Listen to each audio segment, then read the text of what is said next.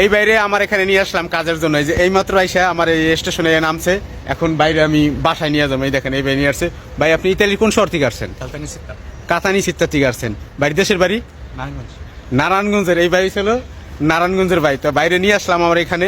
আর এই যে আর এক ভাই আছে, এই যে ওনারা তো দেখছেন আগে, হ্যাঁ। তো এই বাইরে আজকে নিয়ে আসছে, এই যে এখন আসছে উনি আমার এই স্টেশনে নামছে। তো আশা করি আগামীকালকের মধ্যেই কাজ হয়ে যাবে। আসলে ভাই আমি কিন্তু সবসময় চেষ্টা করি যে, যেহেতু আমি ইতালিতে থাকি, সবসময় চেষ্টা করি আমার মাধ্যমে একজনের কাজ পাক এবং ভালো একটা বেতন পাইয়া তার ফ্যামিলি নিয়ে ভালো মতো চলুক। কারণ আমার উচিলায় যদি একটা মানুষ 1-1.5 লাখ টাকা বেতন পায় এবং তার ফ্যামিলি নিয়ে ভালো থাকে, এর সে উপকার আমি আর মানে বুঝি না।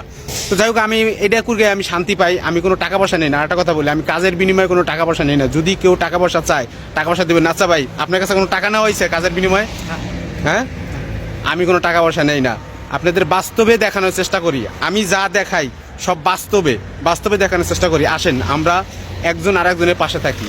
আমার উচিলায় অনেক মানুষ ইনশাআল্লাহ কাজ পাইছে, তারা পরিবার পরিজন নিয়ে ভালো আছে। তো যাই হোক, এতে আমি খুশি। তো ভালো থাকেন, সুস্থ থাকেন।